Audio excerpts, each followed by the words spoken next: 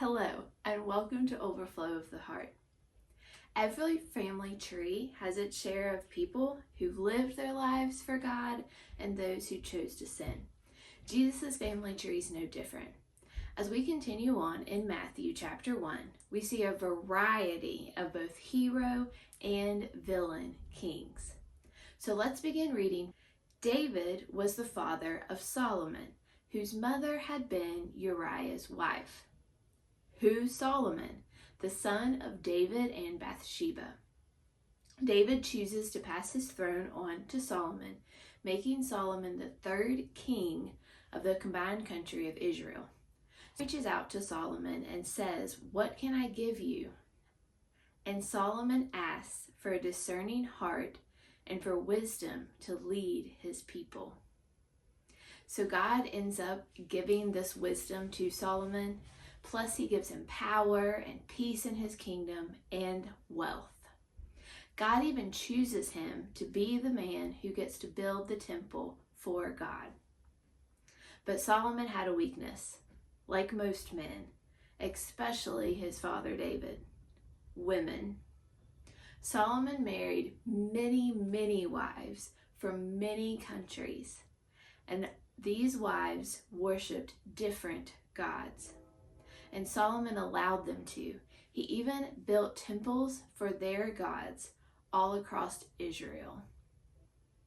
So is he a good king or a bad king? Or someone who changed throughout his life?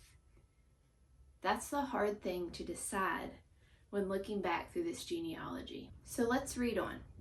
Solomon was the father of Rehoboam, Rehoboam the father of Abijah, Abijah the father of Asa, Asa the father of Jehoshaphat. So Rehoboam, the son of Solomon, takes over, and he's so harsh with the people in the kingdom that they refuse to follow him. It ends up dividing the kingdom. The northern half splits and calls itself Israel, and the bottom half stays and calls itself Judah. He's the last king of the combined kingdom, and he finally is just the king of Judah. His son Abijah takes over, and he was only king for 3 years, but he did evil in the eyes of the Lord. This is a term you're going to hear a lot for kings in the Bible. It's for a king who chose not to serve God, a term I've called villain kings. So his son Asa did good in the eyes of the Lord, which is another term you're going to hear. And we're going to classify those kings as hero kings because they continue to do what was good in the eyes of the Lord. And his son Jehoshaphat did the same thing. He did good in the eyes of the Lord. He followed God, and even the prophet Elisha respected him. So we have heroes and villain kings, ones that served God and ones that didn't. So let's read on in the genealogy. Jehoshaphat was the father of Jehoram, Jehoram the father of Uzziah, Uzziah the father of Jotham, Jotham the father of Ahaz, Ahaz the father of Hezekiah. So next up is Jehoram. Now, in this section, we have to remember that Matthew chose the 14 generation that he put in the tree. So where'd the others go? This is where there's some generations missing out. And though he did evil in the eyes of the Lord, there are many generations missing that also did. So next on our list is Uzziah, who did good in the eyes of the Lord, a hero king. But then his pride became his downfall. He went in the temple to burn incense to God, which was only allowed by the priests. When the priests confronted him, he got aggressive with them. And so God afflicted him with leprosy right there on the spot in front of the priests. And he was banished for the rest of his reign. So his son Jotham, who did good in the eyes of the Lord, took over. After Jotham was Ahaz, who we would classify as a villain king. He did such wrong that he even sacrificed his own son in the fire to other gods. A big difference than his father and his grandfather. Let's read on in the family tree.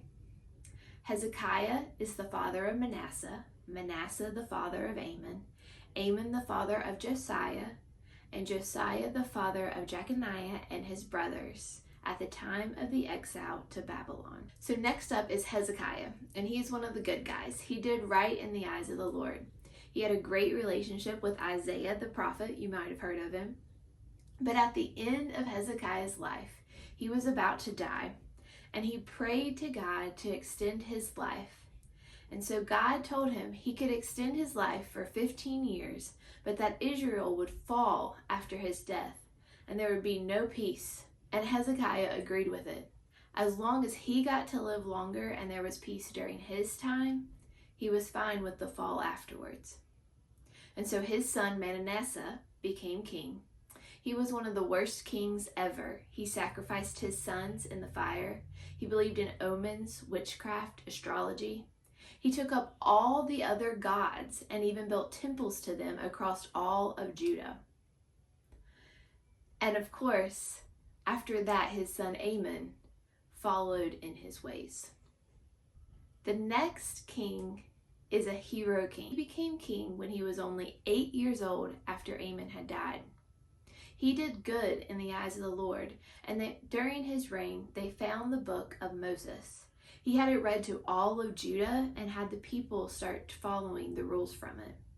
He tore down all of the temples to the other gods across the whole country. He started the Passover feast again. He tried to completely turn the people of Israel back around to following God. He went out in a war campaign and died. And so then his son Jeconiah became king. And he ruled for 3 months before he was taken to Babylon. He would be the last king of Judah. And so this concludes the second list of the 14 generations of Matthew. There were villains and heroes. It started with the first king of Judah, David, and ended with the last one, Jeconiah.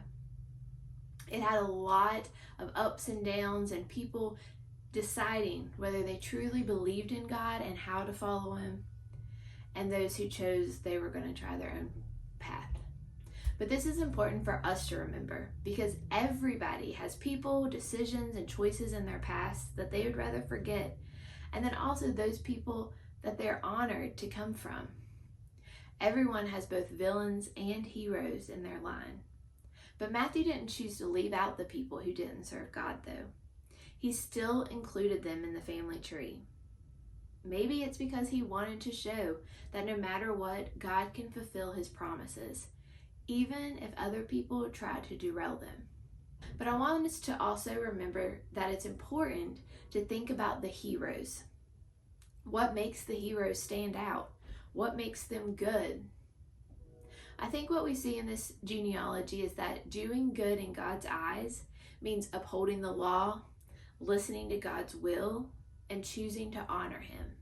So don't be afraid to look at your own life and see where you fall based on these standards. Are you leaning toward hero or toward villain? Just remember, while you're doing this self-reflection, it's not about your past. It's about how you're currently living. Solomon was a hero who chose to go dark, and David did dark things but ended up choosing to be a hero. The choice of who you are now is completely up to you. God's grace and forgiveness is always waiting for you to seek him and change. May you be seen as doing what is good in the eyes of the Lord. Love you guys.